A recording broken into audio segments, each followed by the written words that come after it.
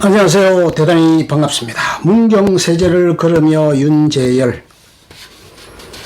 문경세제를 걷는다. 이 길은 한양과 영남을 잇는 고갯길이다. 영남 사람들은 지역에 따라 주풍령과 중령을 넘으면 쉬운데 문경세제만 고집했다고 한다. 주풍령과 중령은 이름에서 풍기는 속설이 안 좋아서 그렇단다. 문경은 이름에 경사를 전해 듣는다는 의미가 있으니 은근한 기감을 품고 넘어설 것이다. 그런데 꼭 그런 이유만일까? 멀리 있는 산들의 표정이 다양하다. 강적한 선비처럼 의연하게 앉아있다. 산맥을 따라 흘러내린 큰 산들은 다시 작은 산을 키우고 이렇게 만들어진 능선 아래 아늑하게 길을 만들었다. 힘든 과거길에 눈에 들어오는 것은 온통 아름다운 산세와 맑은 풍경이다. 이런 풍경에 마음은 넉넉해지고 발길이 가벼워 이 길을 찾았던 것은 아닐까. 제1관문인 주월관부터 입이 다물어지지 않는다. 산 밑동을 따라 펼쳐진 성곽이 멀리서 온 길손을 기다리듯 서있다. 성곽의 둘레가 외부 침입을 막기 위한 것이겠지만 내 눈에는 길에 드는 나그네들을 아늑하게 아르르려는 듯 팔을 펼친 것처럼 보인다. 관문을 지나자마자 백두대간의 주월산과 조령산 정상을 느릿하게 흘러내린 능선이 앞서거니 뒤서거니 하면서 놓여있다. 성문 관문을 지나 길을 걷는다. 길 옆에 화강암으로 이루어진 기암괴석과 암반들이 솟아있다. 금방 쏟아져 내릴 것 같던 바위가 몇 억년의 나이를 먹었다고 기록돼 있다. 엄청난 나이에 비해 바위가 얌전하다. 풀 한 폭이 클 수 없을 듯한 바위 위에 나무들이 삶을 열어가고 있다. 한 줌도 안 되는 흙무더기에 위태롭게 뿌리를 내리고 있는 나무의 풍경은 숙연함이 든다.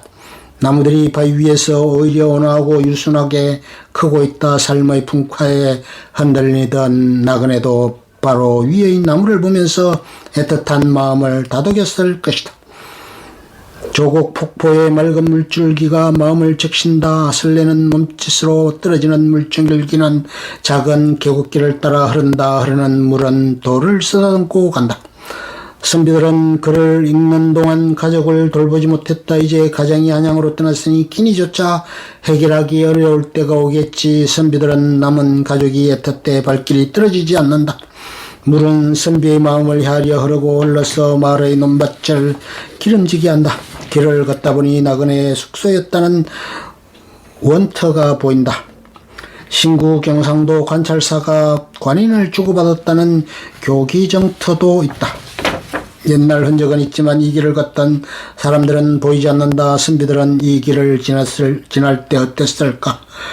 고향을 떠나 천리만리 먼 길을 힘차게 갔다. 급제해서 몰락하는 집안을 일으켜 세우겠다는 소망을 담고 걸음을 재촉했다. 난세를 평정하고 국가의 안위를 지키고자 하는 호연지기를 품고 갔다. 입신 출세의 욕망을 담은 세속적인 선비도 발걸음은 당당하게 내디뎠다. 하지만 이 길에는 늘 무거운 마음이 따라가기도 한다. 이번에도 낙방하면 조상을 어떻게 뵈야 하나? 처자식을 보살펴야 하는데 밥벌이가 없으니 걱정이 앞선다. 세제의 삼관문인 조령관이 이르니 땀이 차고 몸이 지친다. 새도 날아넘기 힘든 고갯길이라고 하지 않았나. 고갯길에 걸탄전이 고요가 밀려온다. 눈앞에 울창한 숲이 온통 마음을 휘어잡는다. 정갈한 흙길을 다정다감하게 걷는 연인이 많다. 고저넉한 성곽에 돌덩이가 보인다. 모양도 제각각이다. 어느 것은 둥그스름한데 네모난 돌과 어울려 성벽을 이뤘다. 저희끼리 의지하며 수백 년을 버텨온 세월이 보인다. 숲에 똑바로 자란 나무들도 기품이 남다르다. 모두 허리를 올곧게 펴고 의연하게 서 있는 모습에 경외감이 느껴진다. 과거를 보러 가던 선비들도 자연경관이 빼어난 이곳에서 잠시 땀을 닦았으리라. 체력적으로도 힘들지만 정신적으로도 부담이 많다. 내 한 몸 문제가 아니라 가문을 위해 관직에 나아가야 하는 부담도 무거웠다. 더위도 추위도 참으면서 높은 봉우리를 지나 험한 돌길을 걸었더니 심신이 지친다. 석양을 만나면 처마 밑으로 드는 새를 보며 잠자리를 찾아야 한다. 선비들은 객사에서 짧은 하룻밤을 보낸다. 한 잔 술로 여독을 풀고 그리운 눈매로 창밖달을 본다. 마음속에 도사리고 있는 것은 욕망일까? 청정한 자연은 길손들의 심신수련의 도량이다. 길을 가는 동안 자연스럽게 배움에 몰입한다. 조금 목피로 연명하는 백성들의 삶을 보면서 위정자에 대한 꿈을 키운다.